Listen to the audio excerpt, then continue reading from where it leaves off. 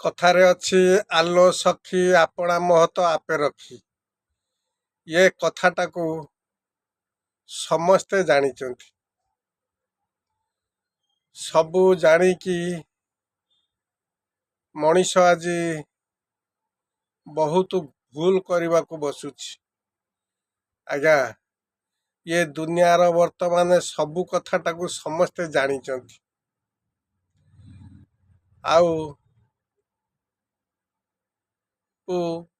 ଦେଖୁଥିବେ ବଜାର ଘାଟରେ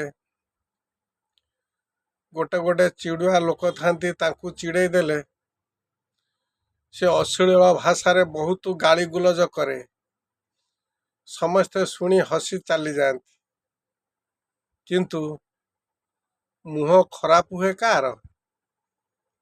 କେବଳ ଗହଣା ଶୋଧୁଥିବା ବା କୁକଥା କହୁଥିବା ବ୍ୟକ୍ତିର ମୁହଁଟା ଖରାପ ହୁଏ।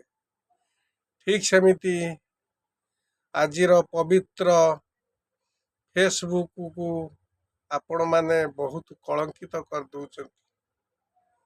ଆପଣ କହିଲେ ଏଇ ଯେଉଁ ଉଲଗ୍ନ ଚିତ୍ର,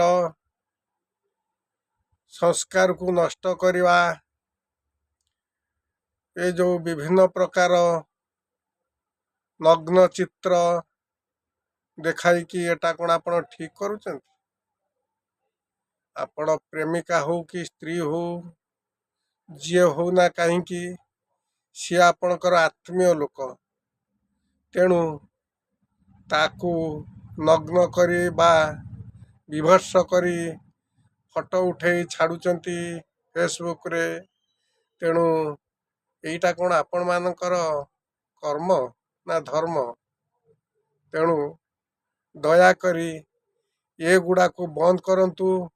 କାରଣ ପବିତ୍ର ଫେସବୁକଟା ଗୋଟେ ପବିତ୍ର ଆପ୍।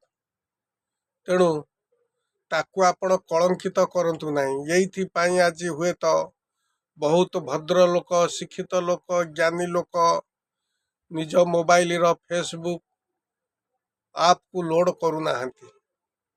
ଆପଣମାନେ ସବୁ ଜାଣିଛନ୍ତି, ଜାଣି ଶୁଣି ଏଇଭଳି କୁସଂସ୍କାର ଭିତରେ ଆପଣ ଟାଣି ନେଉଛନ୍ତି ଏଇ ଯେଉଁ ଆଜିର ଦୁନିଆକୁ।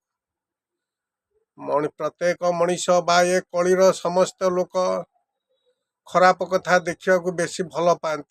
କିନ୍ତୁ ଆପଣ କହିଲେ ଭଲ ଜିନିଷକୁ ସମସ୍ତେ ସମ୍ମାନ ଦେବେ, ଏ ଖରାପ ଜିନିଷକୁ କେହି ସମ୍ମାନ ଦିଅନ୍ତିନି, ଦେଖନ୍ତି, ପରିହାସ କରନ୍ତି।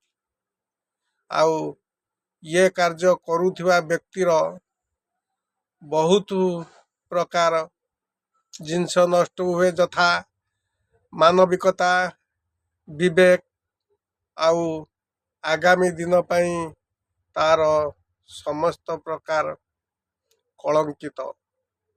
ତେଣୁ ଭାଇ ଓ ଭଉଣୀମାନେ ସମସ୍ତେ ଚିନ୍ତା କରନ୍ତୁ।